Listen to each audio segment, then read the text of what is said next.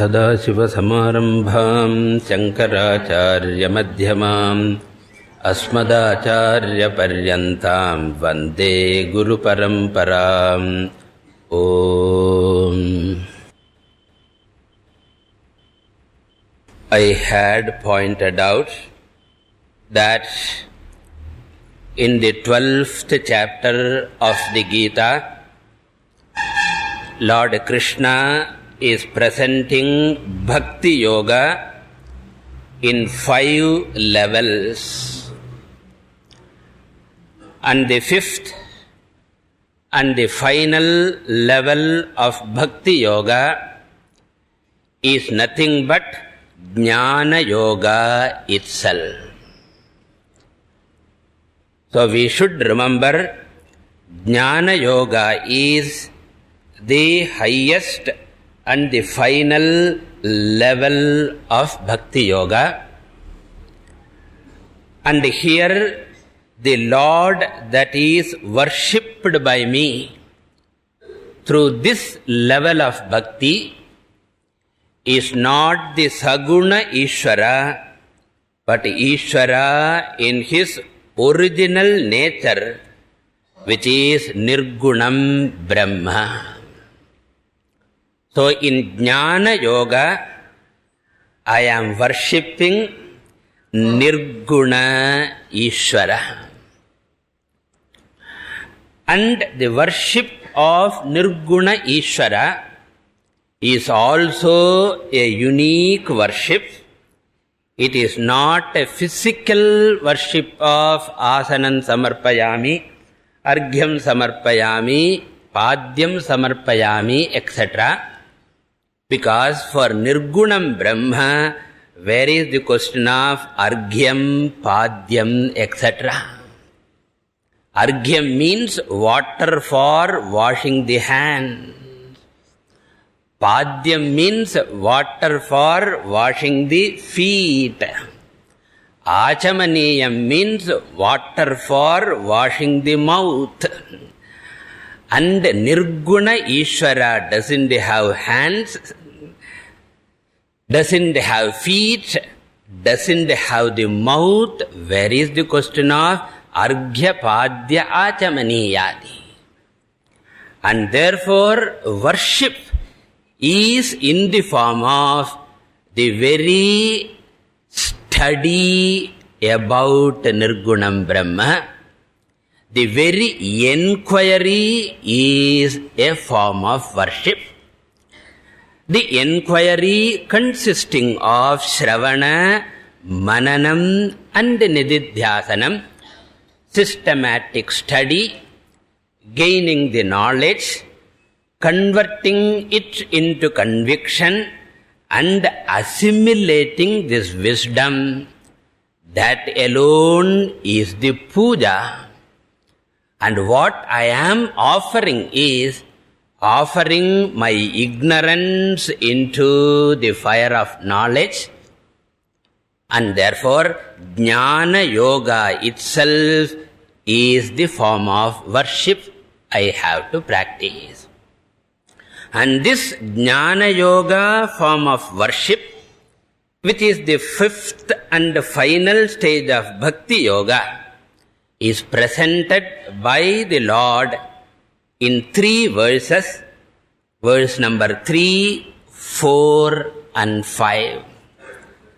It is Jnana Yoga form of Bhakti Yoga.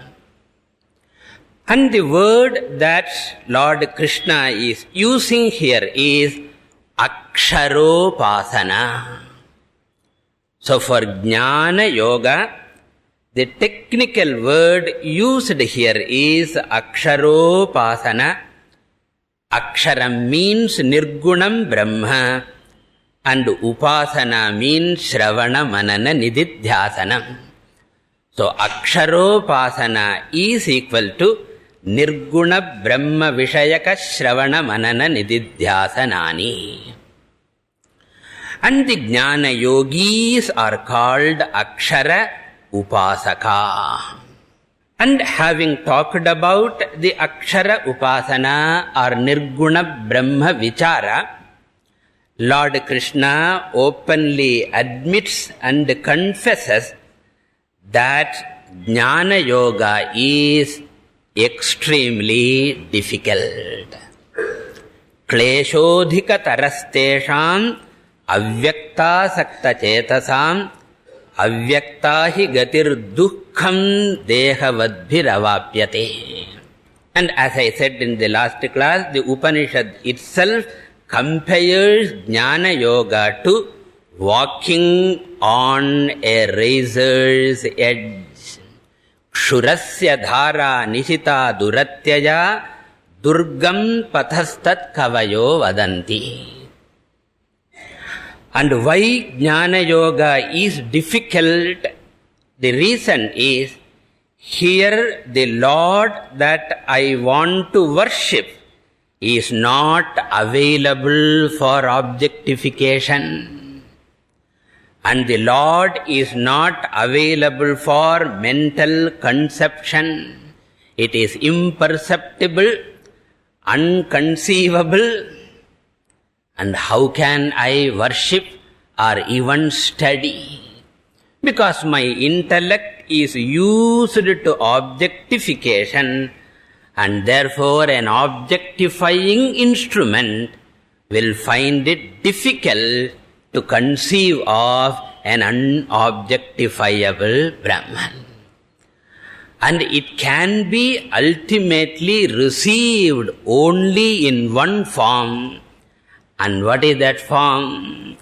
That Brahman, the Nirguna Vastu, is not objectifiable, not because it is non-existent, but because it is in the form of myself.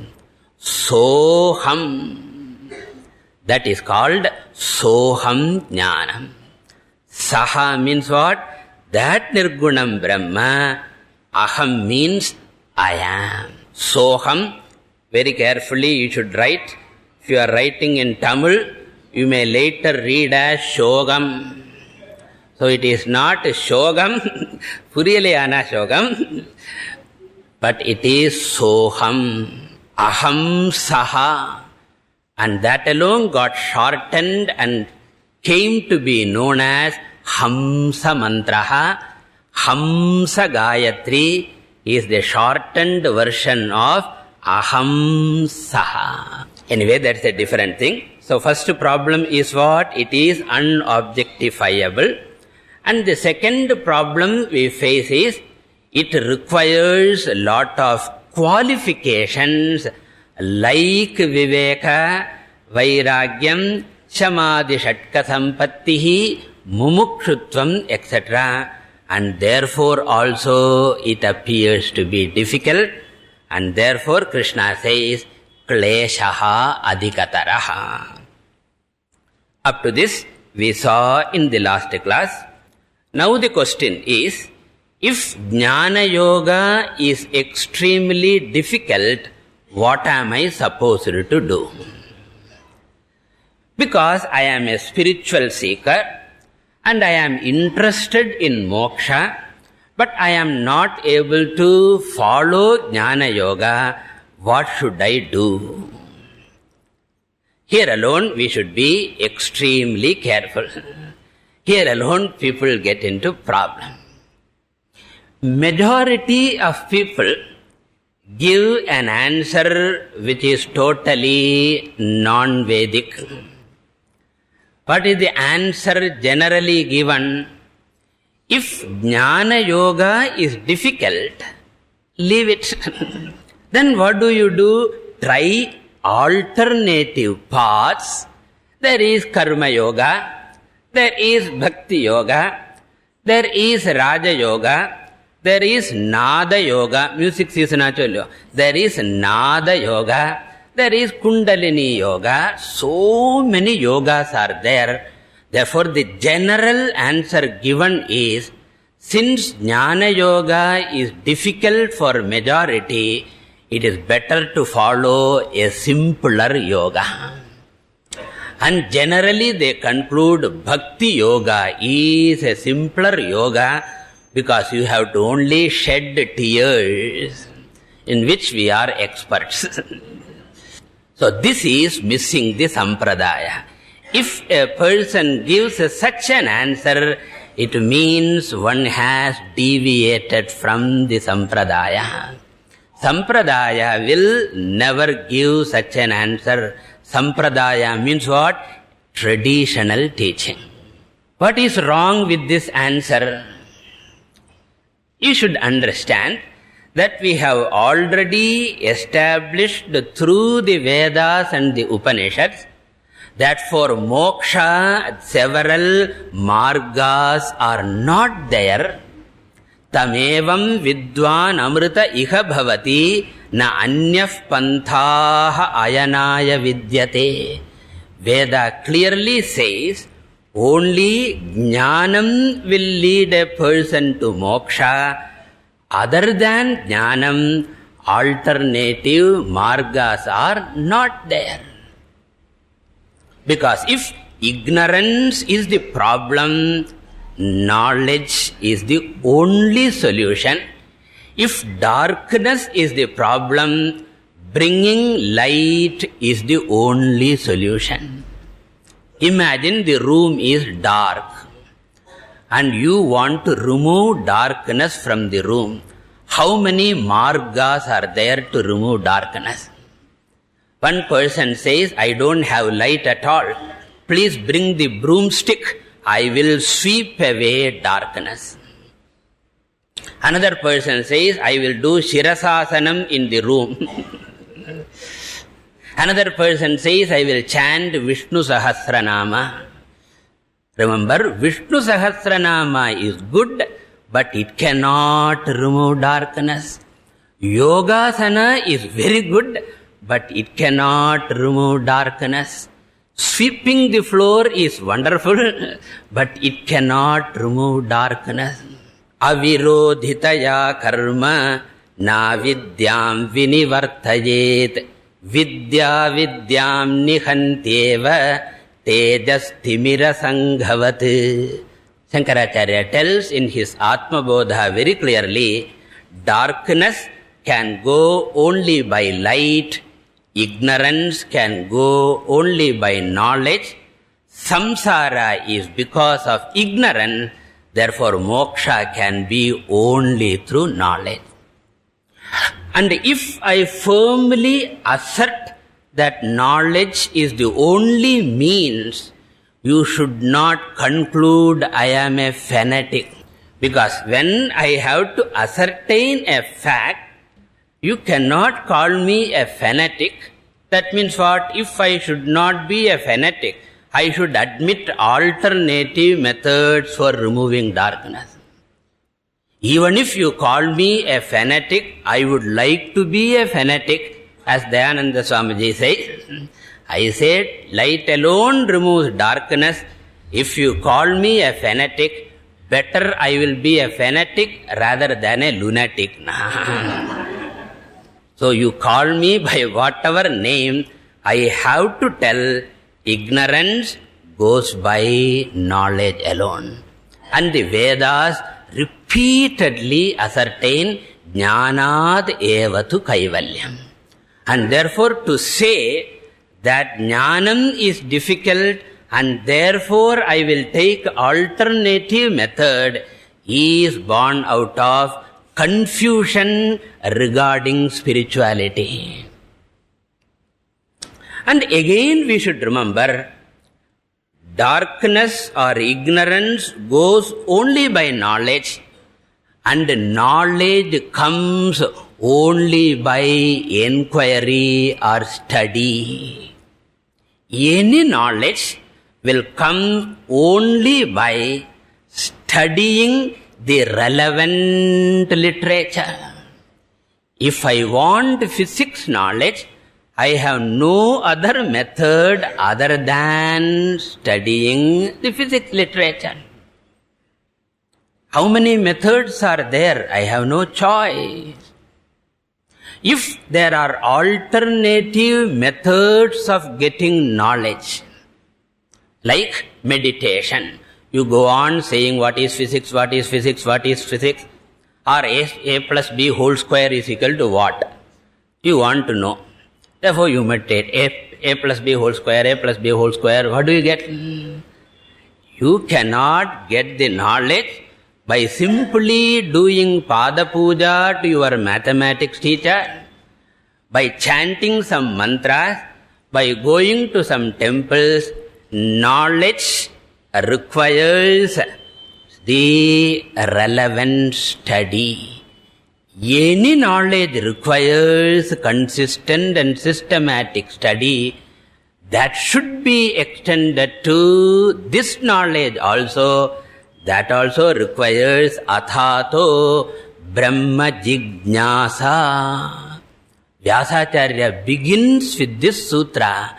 Jignasa means systematic study of the relevant literature. I want to know physics and I read star dust. Not only I should study, but I should study the appropriate literature. And this systematic study is called Jnana Yoga. Therefore, Jnana Yoga alone gives Jnanam, and Jnanam alone removes ignorance, and removal of ignorance alone gives moksha.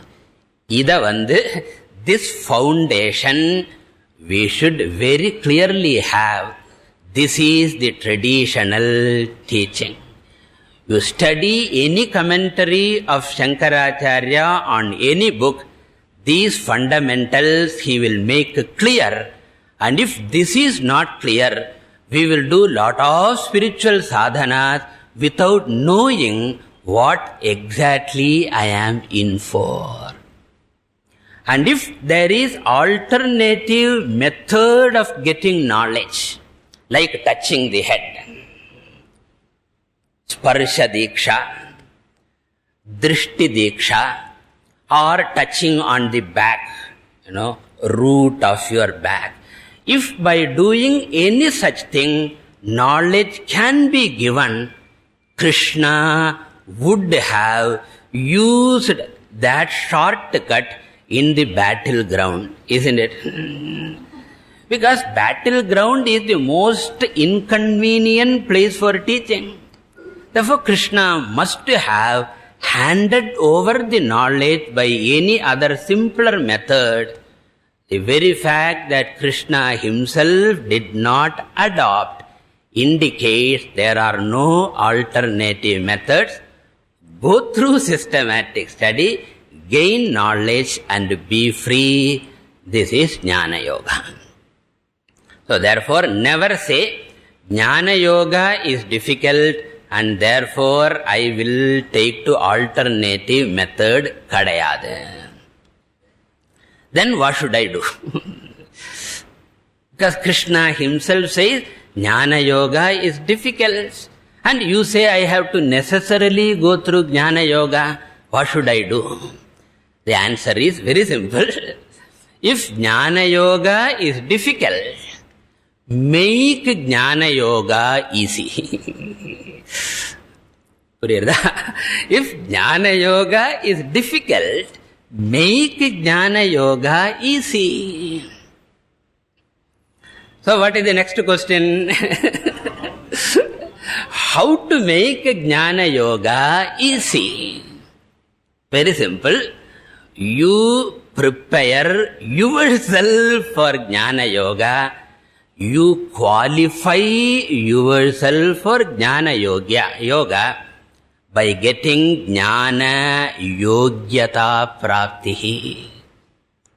And once I am qualified, Jnana Yoga is, Krishna tells that, Raja Vidya Raja Guhyam Pavitramidam Uttamam Pratyaksha Dharmyam Susukham Kartum Avyayam. Lord himself says Jnana Yoga is the easiest, provided you have prepared yourself. In fact, this is not with regard to Jnana Yoga only. Anything is difficult if you are not prepared. And anything is easy if you have prepared and practiced. Have you gone to a tea shop, Kerala tea shop, and you see him, how he mixes the tea? You will find that the davara and the glass, it will just expand and contract. And you will find the tea also expands and contracts. And it is not even vertical. It is almost horizontal. All the law of gravitation seems to have failed in his case. It's wonderful sight to see. If you have not, better you see that.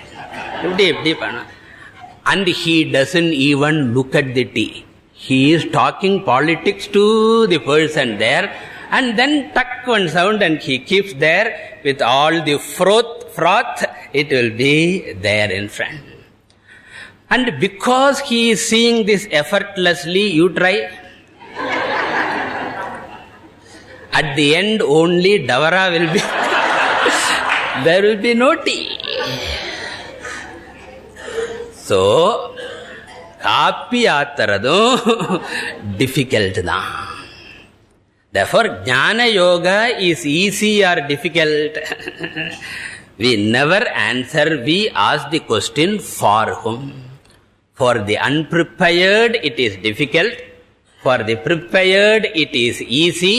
And therefore, prepare, come to Jnana Yoga, attain Jnanam and be free. This is the traditional answer.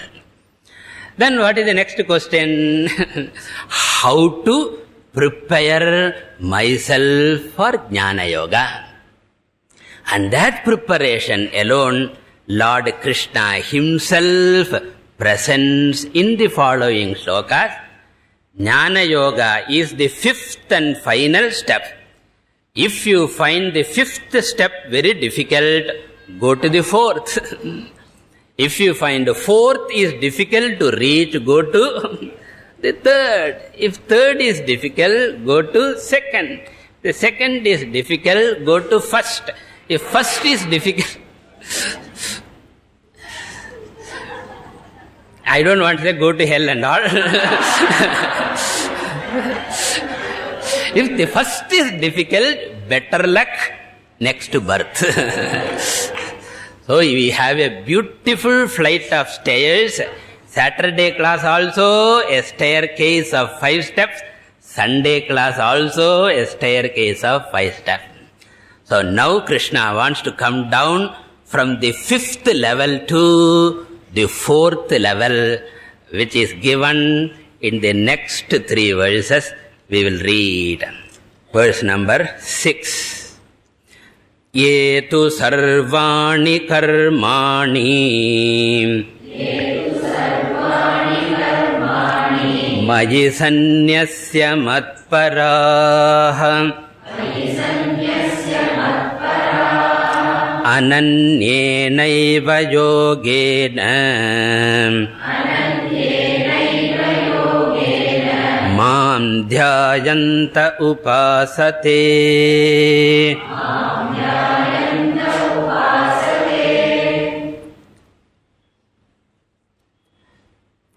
So in verse number 6, 7 and 8, Lord Krishna is coming one step lower from 5th step to the 4th step. And what is that? If Nirguna Ishvara Jnanam is difficult for you, come down to Saguna Ishvara Upasana.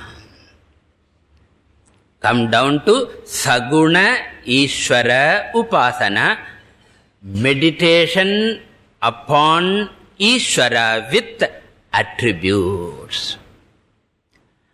And there also I divided Saguna Ishvara into 2 types. I don't know whether you remember. One Saguna Ishvara is the Lord as the entire universe, called the Vishwarupa Ishvaraha, the Virat Ishvaraha, described in the 11th chapter, which we get in the Vishnu Sahasranama Dhyana Shloka.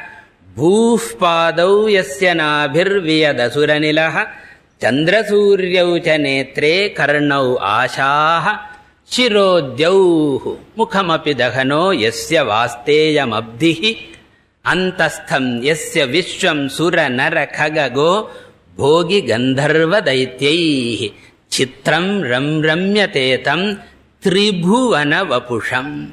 The Lord whose body consists of all the three lokas. Vishnum Isham Namami, which is the Vishwarupa Ishvara. May you practice Vishwarupa Dhyanam. And not only you practice the Vishwarupa Dhyanam, even when you are in the worldly transactions, dedicate all your actions to the Vishwarupa Ishvara. Jagata Ishadhi Yukta Sevanam Ashtamurti Bhrid Deva Pujanam. And therefore Krishna tells here, Yetu, there are some other seekers who are in the 4th rung of the ladder. And what do? Sarvani karmani mayi sanyasya.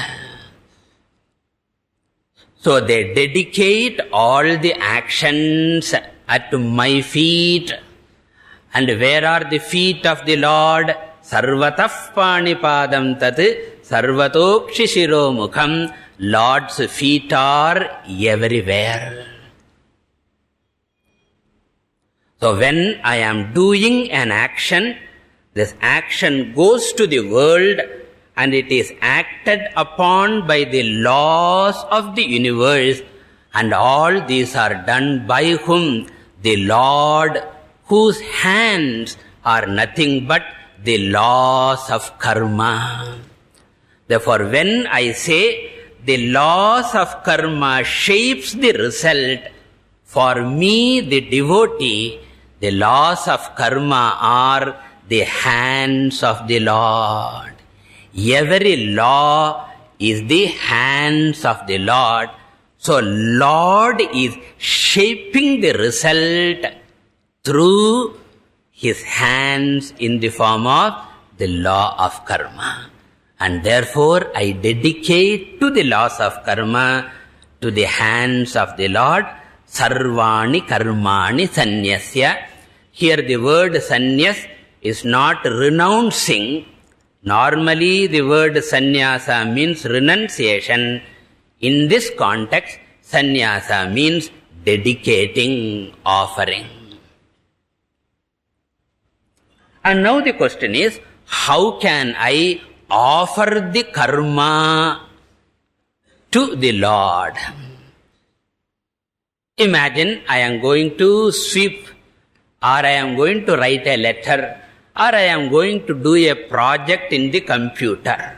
How am I supposed to dedicate? Computer eduthu keela podanuma. So what do you mean by dedication? Dedication is nothing but a particular attitude. And what is the attitude? Until I complete my action, I have got a control over the action. Karmani eva adhikaraha me. And once I have completed the action has become part of this universe. And the universe is none other than God, because Vishwarupa Ishvaraha. And this action will be reshaped in this universe by the Lord. And according to the law of karma, an appropriate and just result is going to come. And I am mentally prepared to accept any consequence according to the law. fancies of the Lord, but the result is going to be perfectly according to the laws of karma. That means I am going to get what I legitimately deserve. And it is given to me by whom? The Lord Himself, because the world is not a world for me. World is for me Vishwarupa Ishvaraha. And therefore I mentally think my action is going to the Lord, and Lord is going to give me the karma phalam, and whatever be the consequence, I will accept without murmuring, without grumbling, without cursing, without hesitating. I will receive. This inner receptivity is called dedication. This inner receptivity with regard to what? The consequences of any action I do. And that is called here Ishvara Arpana Bhavana. So, Mayi Sanyasya and then Matpara. And when you are practicing this Ishvara Arpanam, you must always remember in the mind that my aim is to qualify myself for the 5th step. I have come to the 4th step only for qualifying myself for the 5th step, and therefore I should remember this fact, Matpara, all the time committed to the goal of Nirguna Ishvara. All the time committed to the goal of Nirguna Ishvara Jnanam, which is the ultimate reality. And Ananye Naiva Yogena, and taking to a spiritual life in which he never gets distracted from the goal. Because initially we might be very clear about the goal, but as we get into the worldly activities, the responsibilities increase, the family members increase, the primary family, the secondary family na anartham, relation, and then we are involved in so many activities, the chances are we forget for what purpose we have come. So this forgetfulness of the goal is possible, distraction is possible, and therefore Krishna wants this Vishwarupa Upasaka constantly reminds, my aim is qualifying myself for this knowledge. And that is called Ananya Yoga, unswerving commitment to the spiritual path. I have given you the example in the 8th chapter.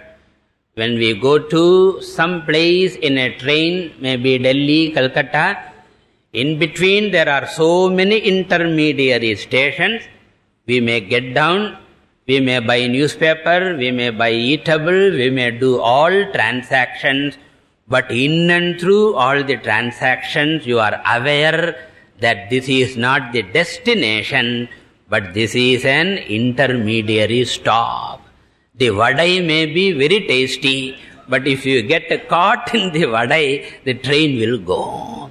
Enjoy the vadai without forgetting that you are in the midst of a bigger journey.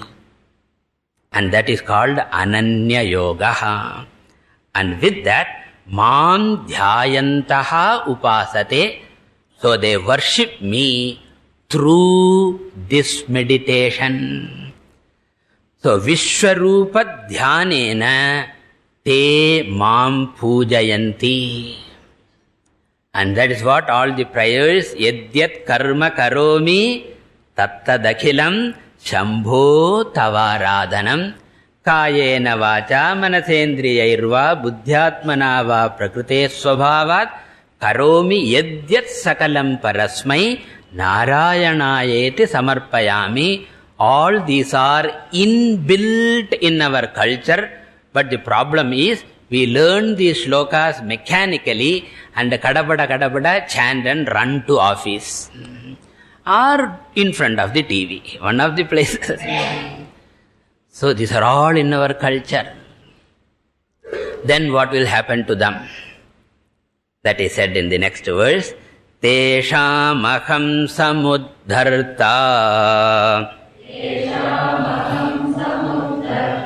mrityu samsara sagarat bhavami nachirat partha maya veshita chetasam.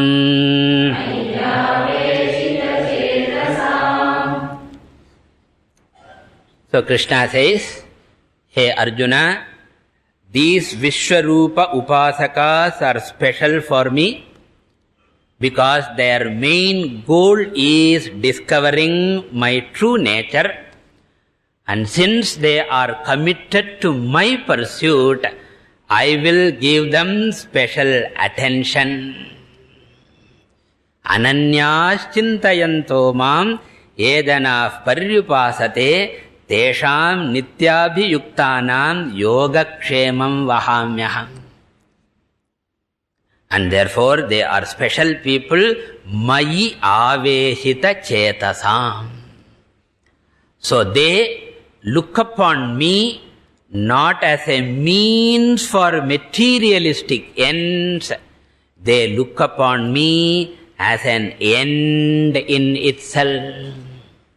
Ishvare natu sadhana buddhihi parantu Ishvare sadhya buddhihi. ஞாபகம் இருக்கோ இல்லையோ? Two types of devotion. In Sakama Bhakti, God is means, materialistic things are the end. In Nishkama Bhakti, God is the means, God is the end also. And those people were called in the 7th chapter Jignasu Bhaktaha, Ananya Bhaktaha, and they are called here Mayi Aveshita Chetasam. And what will I do to them? Tesham aham samudharta. I will rescue them. I will save them. I will function as their savior. We also have got savior. So we need not go to some other place. We have got our own savior. So samudharta, I will be their savior. Savior from what? Mrityu samsara sagarat, from the ocean of samsara, which has got several problems. And what is the the worst problem of samsara? Mrityuhu. Mrityuhu means maranam. So maranam is the most terrible thing, because everything near and dear to me I have to lose. And that is why any fear is called mortal fear. Mortality is the greatest fear. And therefore Mrityu samsaraha means a samsara which has the problem of mortality. And from that I will rescue them. And how long it will take? Krishna doesn't want to commit because it all depends upon the level of the student, and therefore he says nachirat.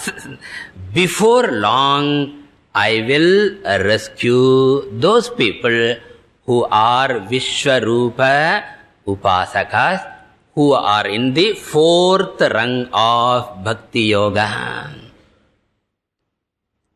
And how will the Lord rescue them? Will the Lord give moksha straight away from the fourth rung of the ladder? Remember, that is not possible.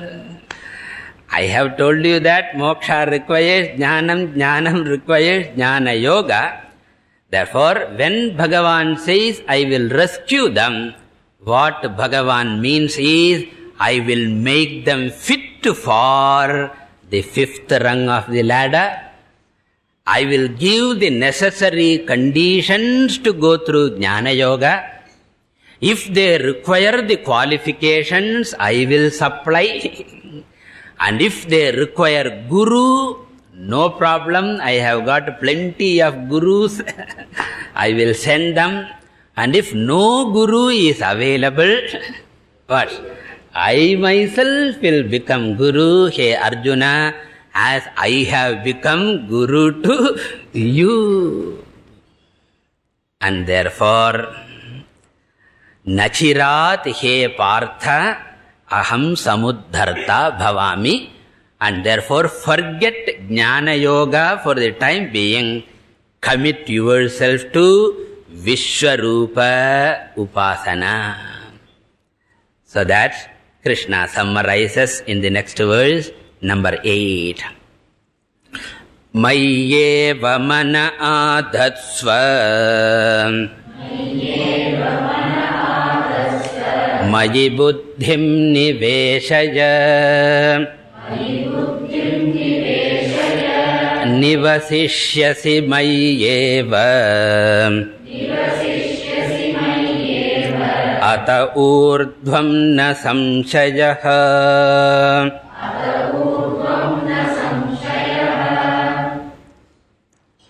So Krishna concludes that second or the fourth rung of the ladder discussion. Krishna concludes, therefore Arjuna, forget Jnana Yoga for the time being. Concentrate on Saguna Vishwarupa Upasana. Therefore, Mayi means what? Vishwarupa Ishware. In me, the Vishwarupa Ishwara. You need not think of the Nirguna me, but think of Vishwarupa me. Mayi manaha adhatsva. Fix your emotional mind in me. That means all your emotional needs may you derive from the Lord Himself.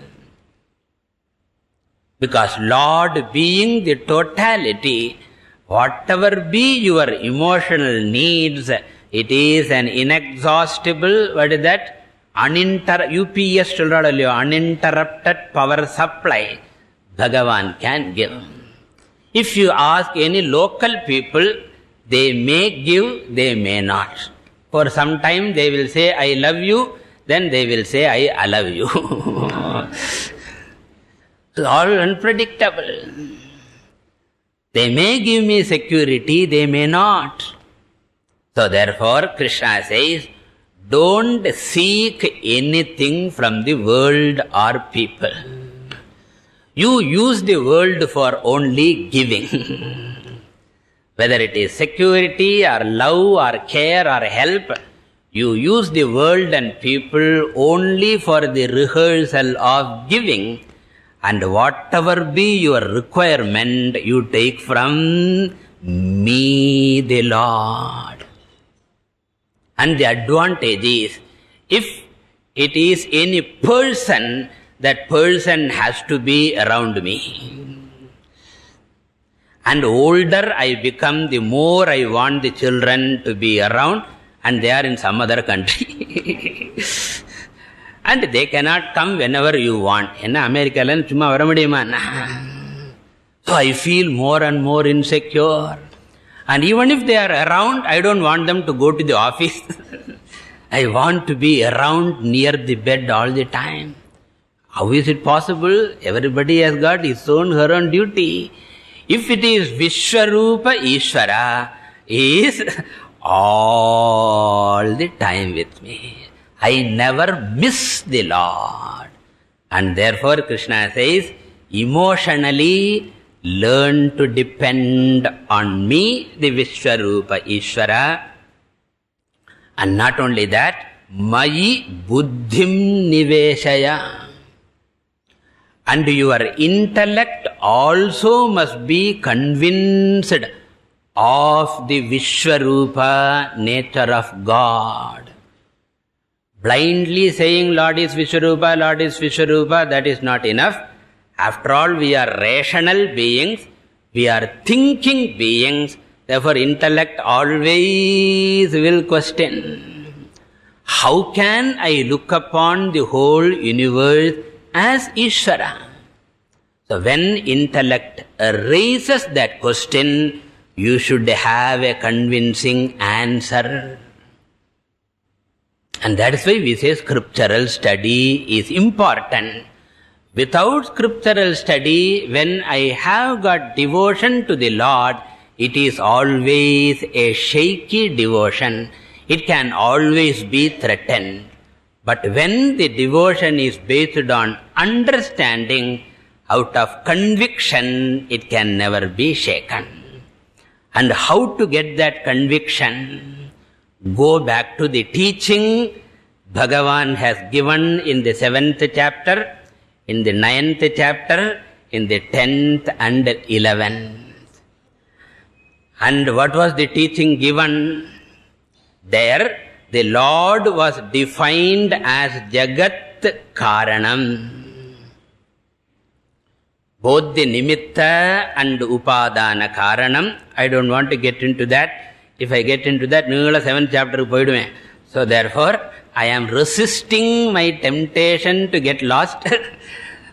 So Bhagavan is Karanam and the whole universe is Karyam, an effect, and we know that a product is non-different from the cause. So if Ishvara is Karanam and Jagat is Karyam, Karya Rupam Jagat, Karana Rupat Ishvarat, Bhinnam Bhavitum Na Arhati. No effect can be separate from, different from the cause.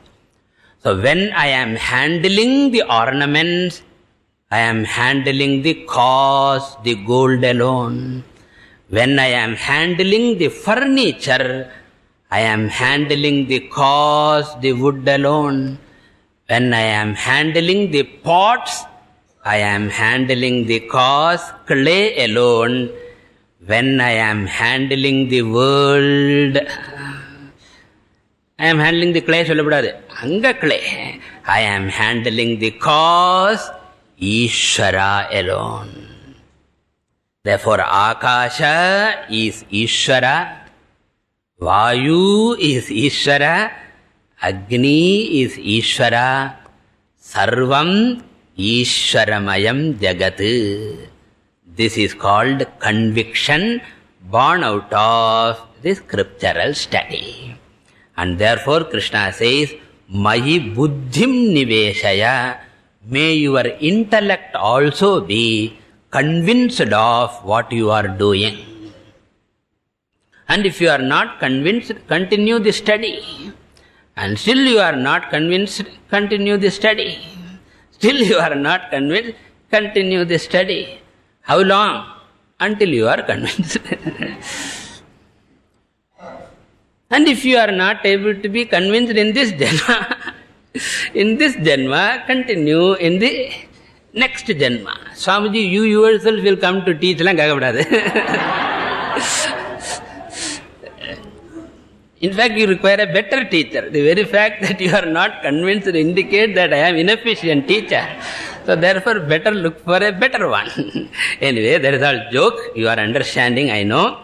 Mayi buddhim niveshaya.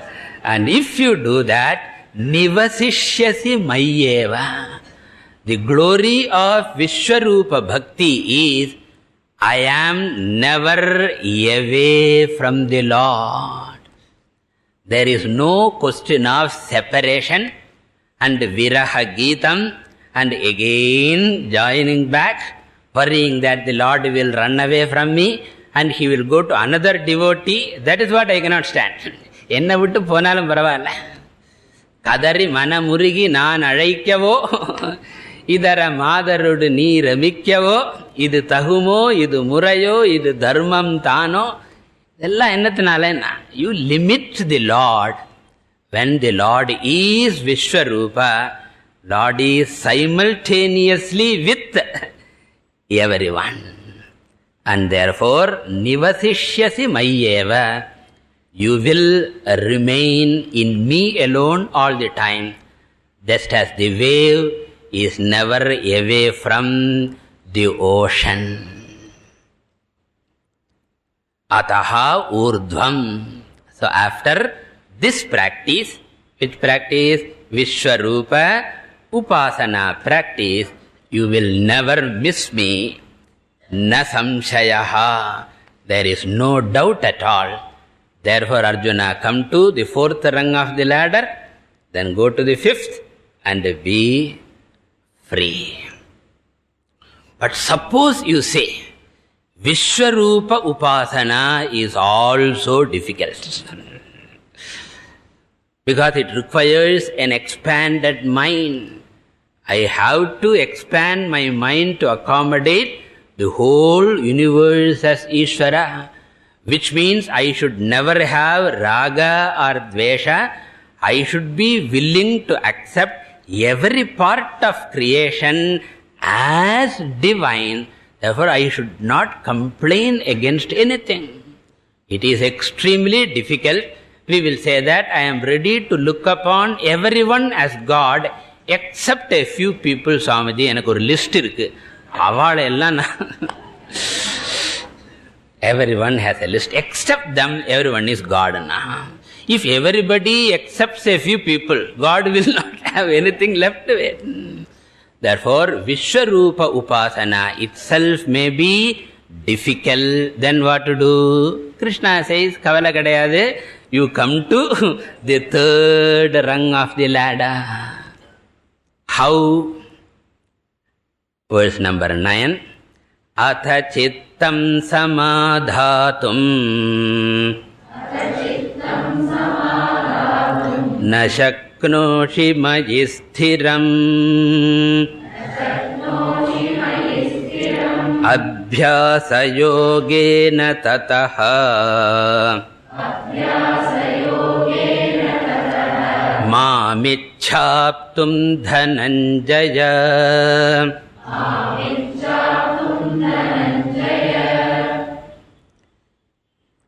Atha. On the other hand, if you find yourself unfit for the fourth rung of the ladder also, that means mayi chittam samadhatum na shaknoshi. Mayi means what? In me, the Vishwarupa Ishvara. Chittam samadhatum means upasanam kartum, to practice the meditation. Sthiram, steadily, consistently, unswervingly. Na shaknoshi, if you are not able to do that. If Vishwarupa Ishvara is not appealing to you, then Krishna says, don't bother. Come down to the third rung of the ladder, which is Ekarupa Ishvara Upasana.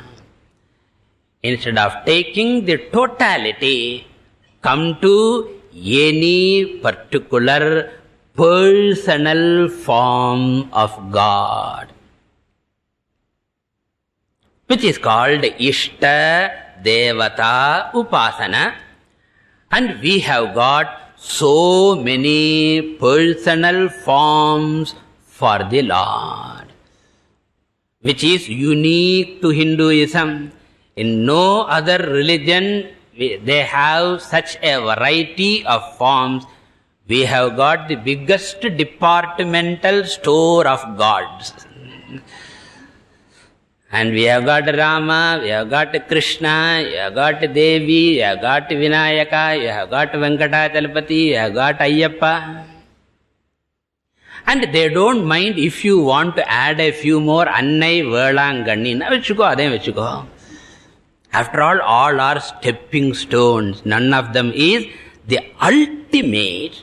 Therefore, for a stepping stone, any form is perfectly okay. And even in one form itself, Krishna itself, we have got Gopi Krishna, Radha Krishna, Flute Krishna, Putti Krishna. All varieties are there. Choose any particular form. And even among varieties of relationships, any particular relationship you want, you can strike. Vatsalya Bhakti, you want to show affection to the Lord as a baby. Like Yashoda, etc. And you want to have love like a friend as Arjuna, Uddhava, etc. Like father, any particular relationship you want, you can take to that. And how to develop Ishtadevata Bhakti? Ishtadevata Bhakti is developed only through the Purana Shravana. Because in the Puranam, the personal God comes alive. And the personal gods are involved in varieties of activities. They call it Ishvara Leela. And as you dwell upon the activities, even a fictitious character becomes more and more real. This is psychology. Any fictitious character, you go on dwelling, it becomes more real. And therefore, if you want to make Shiva alive, read Shiva Puranam. If you want to make Devi alive, read Devi Bhagavatam. You need not even read. All the Pauranikas are only doing that. And therefore, develop Ishtadevata Bhakti and practice Ishtadevata Upasanam, which is Ekarupa Saguna Ishvara. And Krishna calls it Abhyasa Yoga. Details in the next class. Purnamadah Purnamidam Purnat Purnamudachyate Purnasya Purnamadaya Purnameva Vashishyate. Om Shanti Shanti Shanti.